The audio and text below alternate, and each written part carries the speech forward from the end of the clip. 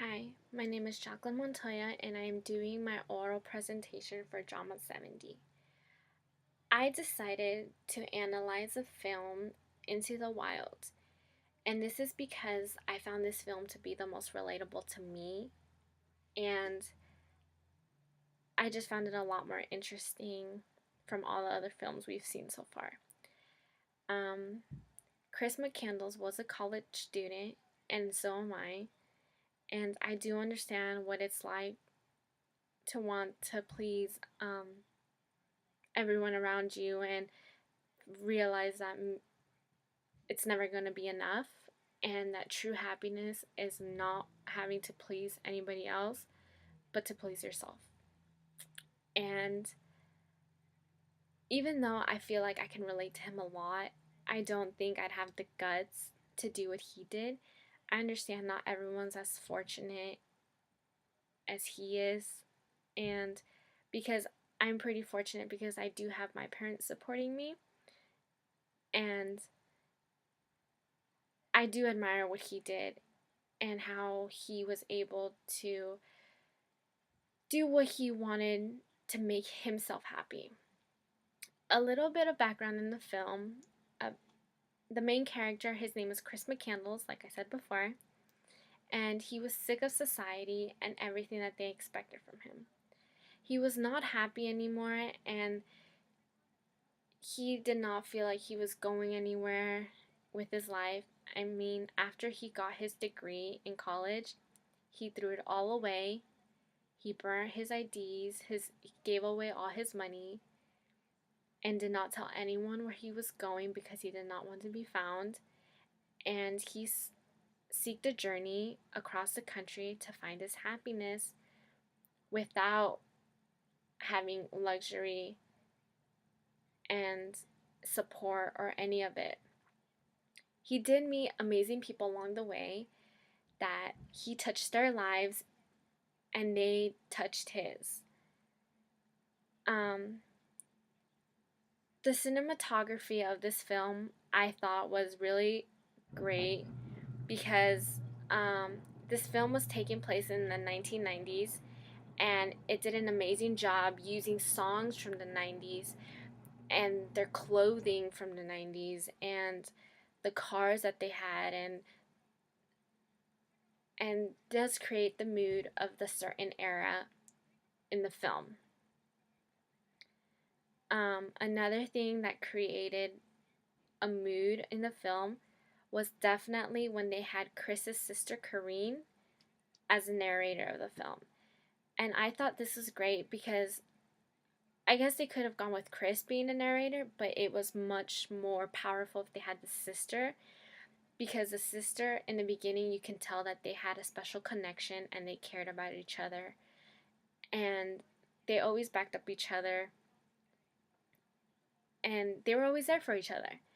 And even though even she did not understand him completely, she was the only one who understood him the most. And she appreciated him. And so I think that having her being the narrator does give the audience an emotional connection to to between them. And I thought that was great because that was a very good move because like I said, he wasn't close to his family except for his sister. And you could see that. Also something else that I thought helped create the mood and like connections was having the actors of the people he met along the way be very well known, amazing actors. And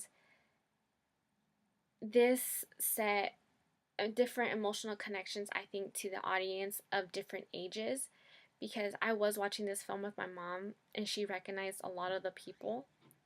And for example, I recognized Kristen Stewart and I thought that I could relate to him meeting her because I knew who she was. Um, And I thought it just set a good mood pretty much towards the audience because it would connect with different ages of audiences.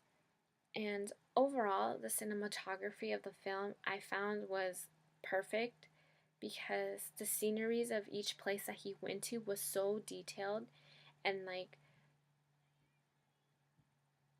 it just it made you feel like you were actually in the journey with him. For example, we went with him through the rivers when he was rafting.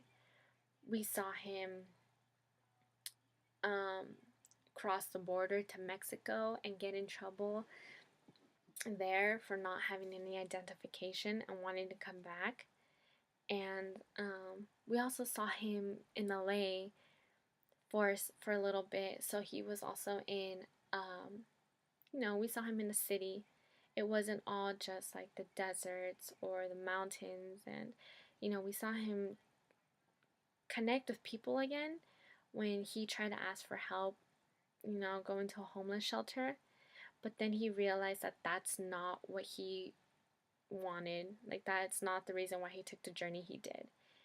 And we saw him meet an old man who treated him like a son, a grandson, and how much Chris, had changed his life because, the man was all alone.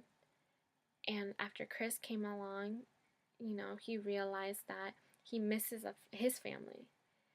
And he even offered to adopt Chris, which I felt the emotions. And Chris still said no and continued on his. Well, he never said no, but he still wanted to continue his journey because nothing was going to stop him from making it to Alaska.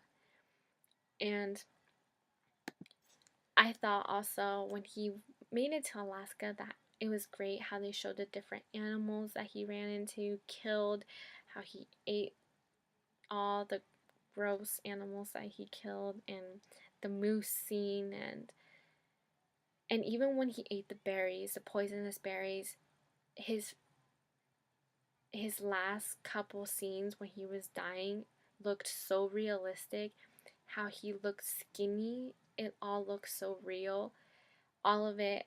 And I think the director did a good job of this, and to capture the emotions of the audience on a certain level. I know Sean Penn wanted to make this film as real as possible, and I think he really did a good job because for a second it was hard for me to believe that it was based on a true story, but it was based on a true story, and all these things really did happen, and I did feel the connection between Chris and I when he was on his journey. And after watching the film and analyzing even more, it makes me admire Chris McCandless for what he did to find happiness within himself. And I think what helped the most was the cinematography that was done on this film, because without that, then, it's a lot harder to create a mood. And Sean Penn did do that by connecting the audiences in different emotional levels and with the different ages and stuff. And so I really enjoyed this film and appreciate it. Thank you.